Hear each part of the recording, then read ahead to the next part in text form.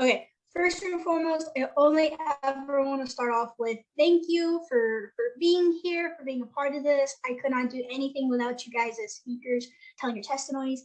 I get super excited. I'm a little bit of a fangirl about it, so I'm excited to hear from you today. And let me just make sure it's Gina, right? Yep, that's correct. Awesome. So Gina, where did your faith journey start? Were you born into a church? Did something specific happen? Tell us about that. Yeah, my parents actually live in the same house that I remember going to my mom and asking her to pray with me. And I can take you to the same spot. It's kind of cool when I go visiting because I can be reminded of that. But, back in the 80s, we had what was called backyard Bible clubs. So they were similar to VBS, but they weren't, you didn't go to the church and they weren't super big. They were probably maybe a couple families. I don't remember exactly everything I understood about Jesus at that time. I knew I needed him. I knew I was a sinner. Now, to what degree, I don't know. I think it was more back at 4 years old. All you really know is, okay, obey mom and dad. And when you don't, then that's sin. So that's, I think, what I understood. But I didn't really understand what it meant to know God. And so my younger years were pretty much just like church culture. You go to church and you go to, your youth camps and all of that kind of stuff. And I just thought it was kind of an event. And then when I got into my teenage years is then when I started to have a lot of problems, because the church I grew up with, though it was wonderful, and I thank the Lord for giving me parents who put me in church, the church was very focused on decisions. And what that meant, I don't know if anybody has a memory of this growing up, where you kind of sat there and you heard the message and it was pointing you to Jesus. And then the pastor just wanted people to get up and make decisions. And so it felt like every church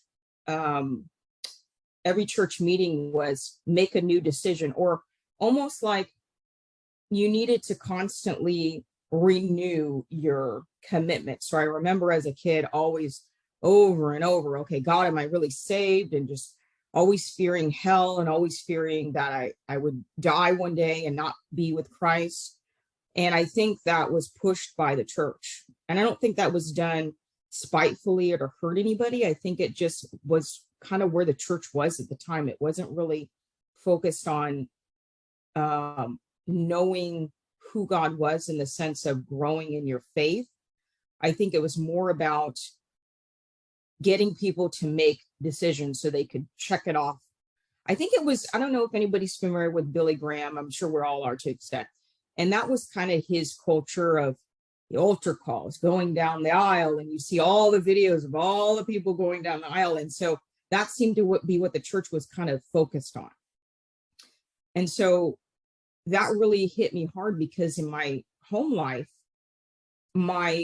I'm full Italian. So in our culture, it's very much about, you need to look a certain way, you need to be a certain way. And so my family constantly would be focused on all these exterior things that I needed to do. And I have a birth defect that I was born with that you can't see, but when I was born, I was very ill, and my family was embarrassed by that. They didn't understand that I was going to be born with this, because most people aren't. Most people who are born with this illness are not active in the womb. And so this was a complete shock to my parents. And at the time, they weren't saved. And it was through this experience that God led them to salvation, because they were full Catholic. They believed in praying to the saints. And my mom prayed for me. Well, first she prayed for my brother, because she lost the first baby. And so they told her, go pray to the saints and you'll, have a healthy baby. And she did. She thought, oh, great, this works. And then she prayed for me. And yeah, that was shocking. But, the Lord is so good, because if that did not happen, if he did not allow me to be born with this birth defect, my parents would have not found salvation, and I would have not been born in a Christian home. So God does work all things for good for all those who love God and those who are called according to his purpose. Um, Wow. so Okay. So yeah. that's a good bit. Let's go back to kind of as a kid. Mhm. Some people look back and they're thankful, but at the time it wasn't necessarily something they loved, or it was just something they did. It was normal. How did you feel about that as a kid, going to church and stuff? Thought it was an event. I just didn't really, I just thought, oh, this is just what we do. This is what our family does. I didn't really even know what other families did. I just thought this was most people's life, that they went to a church and they had a church family and they went to different events and they went to a summer camp and all that, family camps. And I thought that was just normal. I didn't really know much outside of that. I went to Christian school as well. So it wasn't until high school that I experienced more of the outside world. Yeah. Is there an example of you having like this epiphany moment? And Oh, yeah. if not, that's okay. But Oh, yeah. the epiphany of this is the outside world.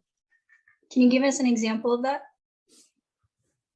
It was in high school. So I went to public high school and my parents just couldn't afford Christian school. I think they would have probably put me in it if they could have. But I saw the difference. Now, this was in the late 90s. So it's not like it was today. I mean, completely different as it was today. It was pretty, I don't think there was anything too crazy that was going on that really showed me these people are really different. I just knew, I go back to what I was saying about my family life and thinking that everything was focused on being perfect. And that's how I felt with the church. I felt like everything was about rules, and that coincided with my family. And so I just thought, well, they're just not following those rules. They're not bad, but they're not following those rules. Does that make sense? That definitely makes sense. Mhm. So you started talking about a birth defect. Can we go into that just a little bit more? Are you Yeah, comfortable with yeah. that? So it's called spina bifida. If anybody doesn't know about that, basically what happens is the child, when it's forming in the womb, the back is not fully formed. So the spine ends up, I don't know if you would say stops, but it makes like an indent at a certain point in the spine. Depending on where that is, depends on your level of paralysis. And that's generally what happens is most people are from the waist down paralyzed, and they either in a wheelchair, they could be in walkers, they could be in braces, they could have some level of function for their personal needs like in the bathroom, and then most of them actually don't. So in the 80s when I was born, they determined that through movement. So if the baby was moving, they weren't worried about it. And all my friends who were born with this, because I was in a support group, my parents had no clue what this was, so they had to investigate and learn more themselves. And so when I was born, the way they knew is when I came out, my back was open, like literally, like you could see my spine. So they knew what I had all right away. Yeah, my parents, just imagine, my parents were not Christian. They thought their first miscarriage was a curse from God. And then they got my brother by praying. And then they got me and thought, oh, what did we do wrong? And then my grandmother on my dad's side just hated me. And she hated me almost up into her death because I didn't fit her little mold and I wasn't perfect. So I'm actually the 1%. If you saw me, you would never know I had this. I have a very slight limp in my left leg. I have about 50% nerve damage, which is unheard of. And so the doctors kept telling my parents my whole life, she's going to fall apart, because they'd never seen a case like me. They thought, this can't last. She's going to become like everybody else. This doesn't exist. And nowadays they can know, and a lot of times they can even do surgery in the womb and correct things, which was not an option, obviously, back. Yeah, I know. It was not an option back then, but That now it is. sounds Now you so can't. crazy. So my parents lived in fear. They're new Christians. they're also caught up in this kind of rural culture. I want to say, yeah, it was kind of like a rural culture. So they were trying to obey God. And then they were also trying to make sure that I didn't fall apart, because they just, for the first, probably not up until 18, but maybe like until 14 or 15, they just kept being told, she's just going to fall apart. Just keep sheltering her, keep her from everything. And this resulted in me gaining 100 pounds. And I did that twice. I lost it and then I gained it back. The first time I lost it was through an eating disorder. And that continued for a good 10 years of my life. And all of this is combined. If you think about the whole big picture, if you're told that you're I guess my grandmother thought I was a mistake. You're told that you're a mistake, or you're told you're not perfect enough. That leads you into a place of always being focused on yourself and always being focused on being the answer to the problem. And I don't remember people telling me the gospel. I kept hearing, here's the gospel, believe it, you're saved. And then that's the only time you need the gospel, which is not true. We need the gospel all the time and throughout our lives. And that wasn't taught to me. It was then rules, rules, rules. So then I get it from both ends, to the point where that's, I think, what I did with the eating disorder, is it was a way of controlling the problem. I thought, well, I need to control me because everybody's telling me that, instead of relying on Christ, which is where I was missing the point.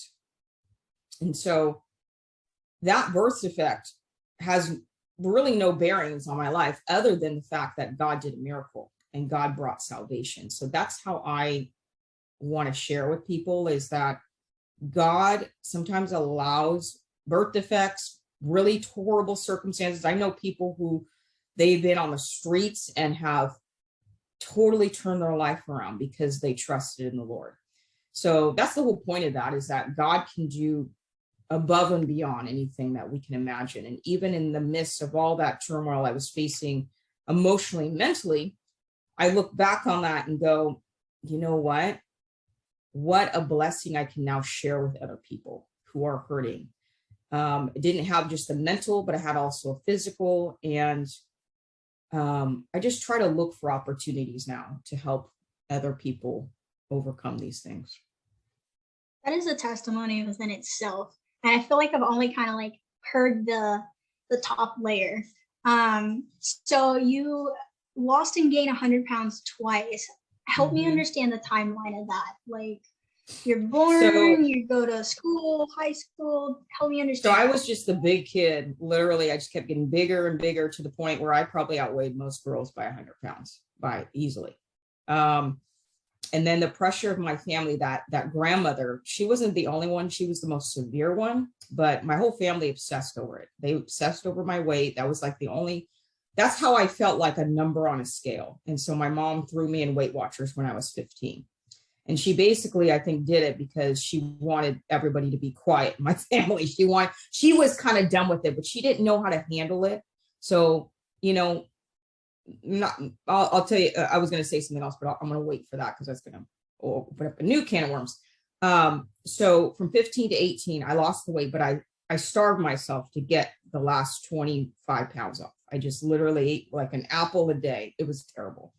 And that's after I lost the weight. I was 18 and I realized I couldn't maintain it.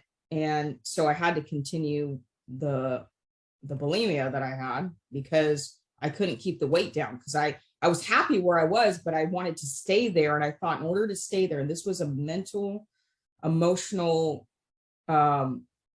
I guess you can say a trauma that I received growing up, of always feeling like I'm never going to be a normal person. And that's always how I felt. I'm not normal. I'm just one of those. I wanted to just hide in the background, but I couldn't. And so the eating disorder kind of helped me hide, because if I could stay kind of normal, in quote unquote terms of normal, then people would leave me alone. And so, but my 20s, I gained the weight back again. So I was a car salesman when I was 22. And that was not a women's world at that point. It now is. Now you can go to a car lot and you see a lot of women. It did not exist when I was first doing it. This was oh 06. No, yeah, oh 06, about oh 06, oh 05.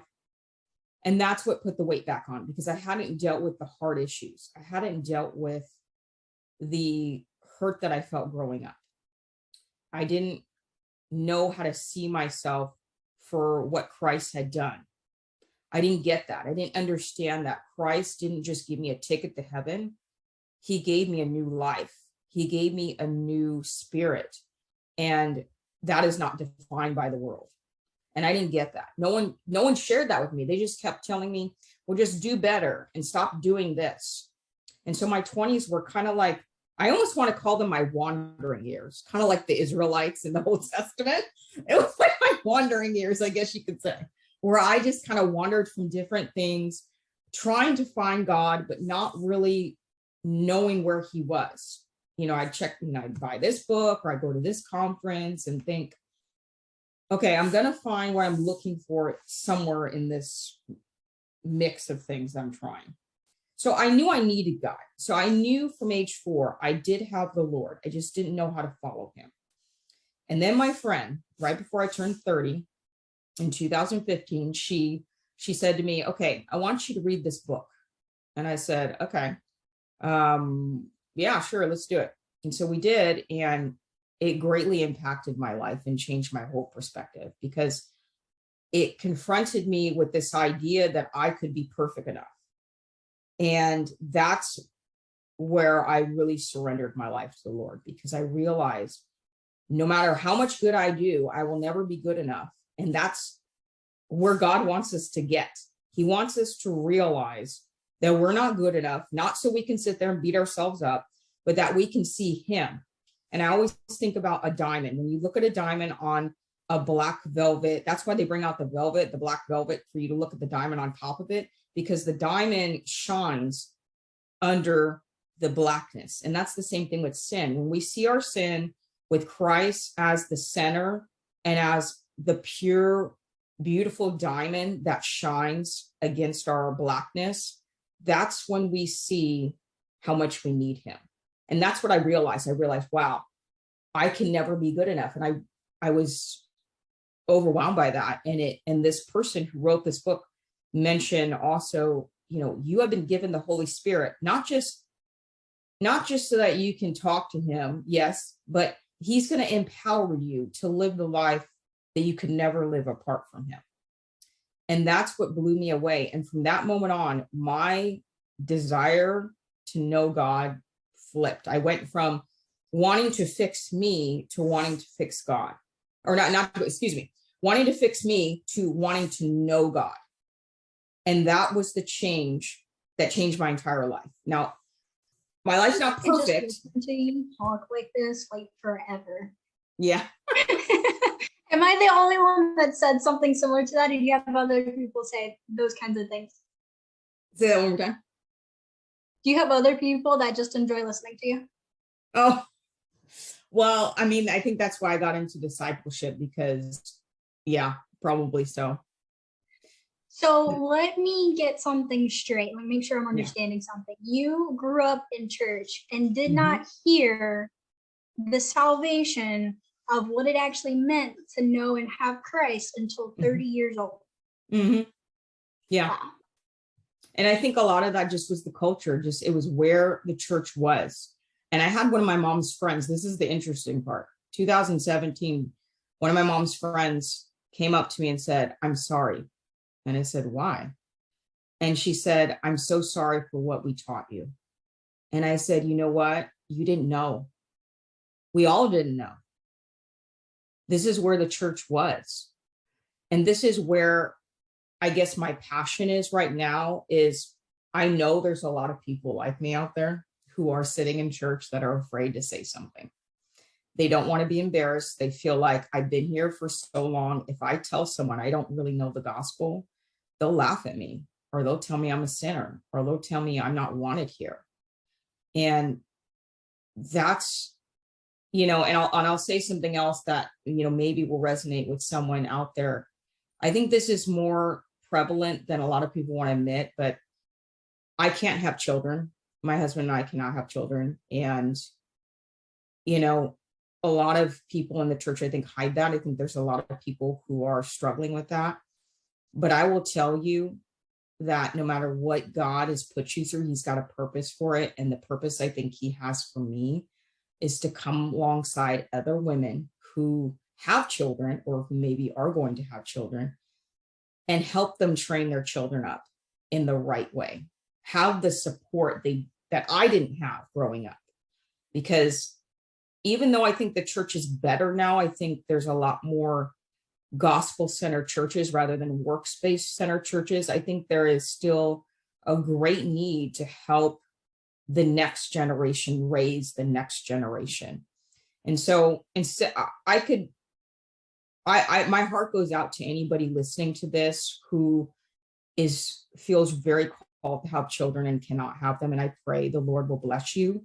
But I will tell you this, that if he does not bring you a child, you have a purpose that he has called you to, and he will fulfill you greater than you could ever imagine when you embrace where he's put you and you serve him with your whole heart. Because if you see him as the greatest treasure, like that parable Jesus talks about, the treasure in the field, and you sell everything to buy it, you'll never be disappointed. You're never going to go to heaven and say, God, why didn't you give me whatever it is?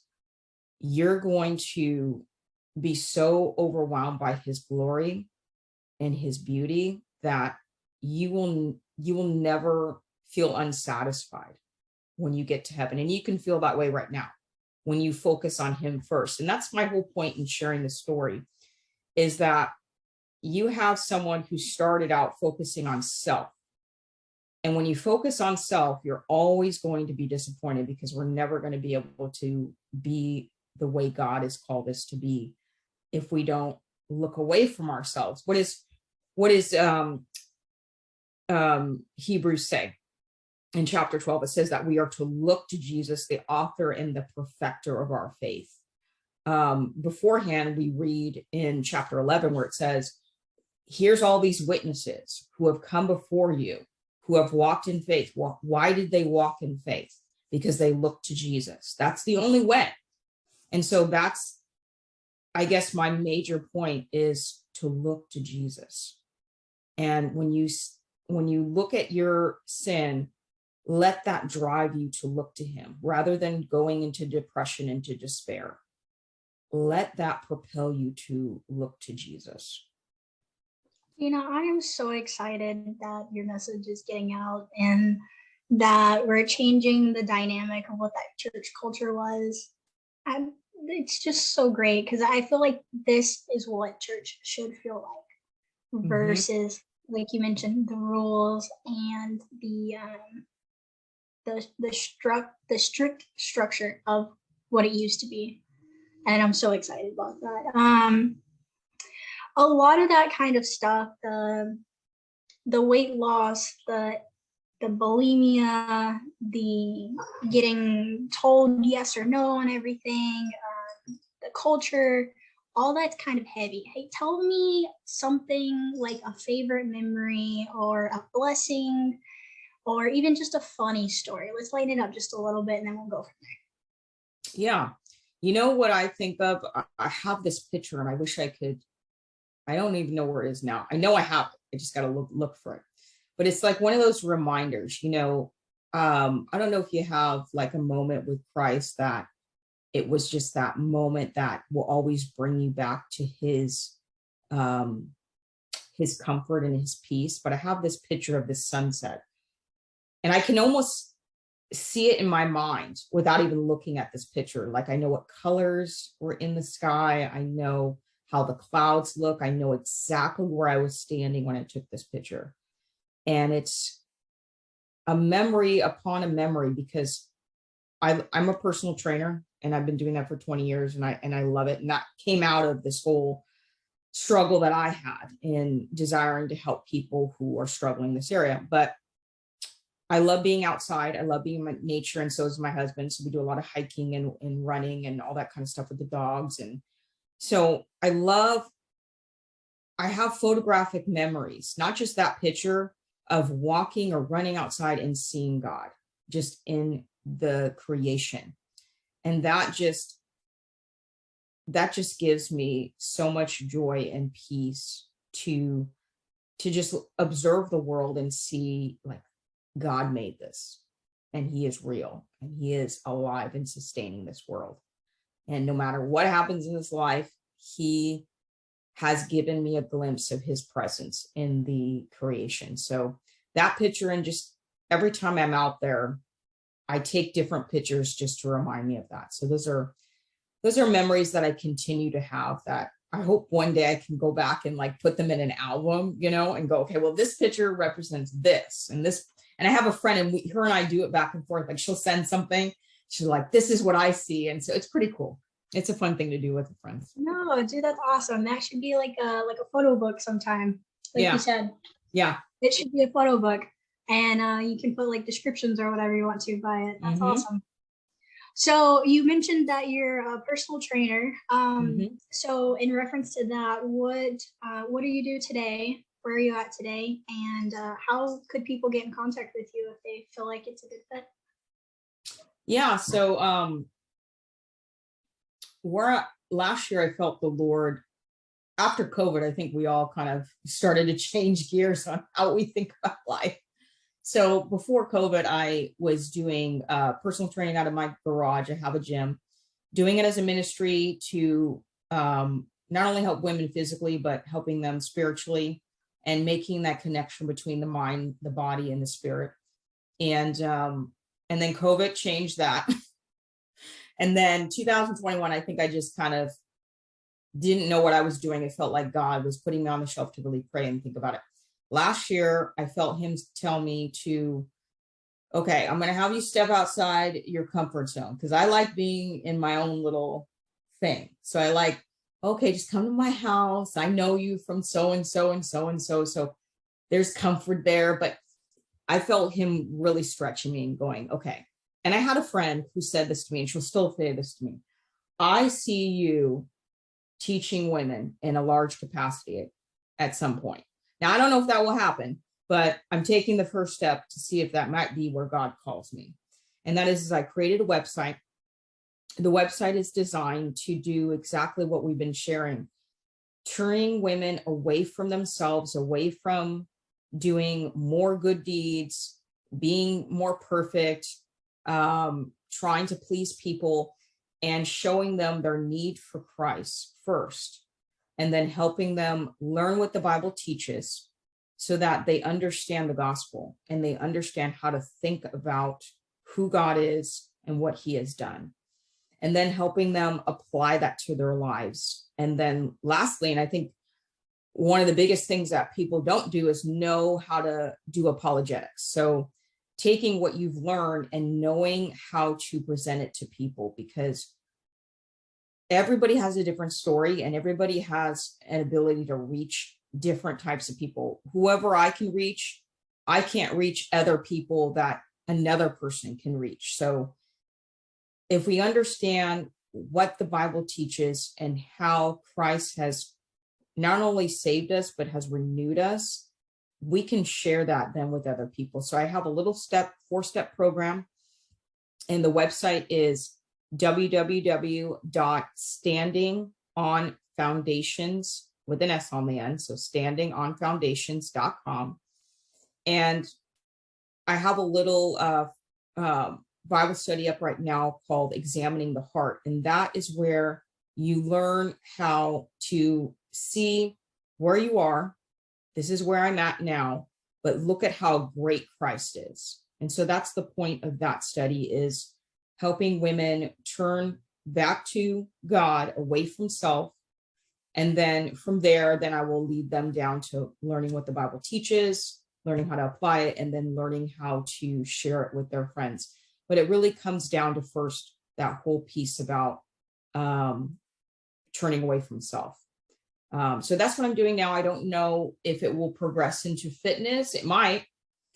I don't know. I think this is the most important thing. My door is open to help people with fitness, but I think the most important thing is that the church is equipped to to deal with this world, to have answers for this world.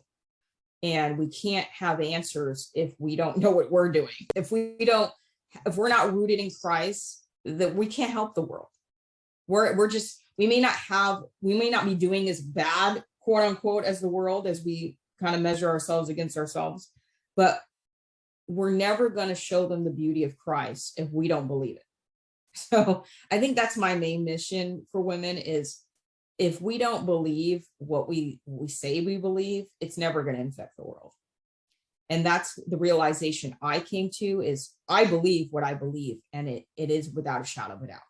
And that's what I want women to believe, because when you believe that, all the other stuff I talk about, that's easy. It's really coming down to you believe Christ really is who he says he is. Gina, you took the words right out of my mouth.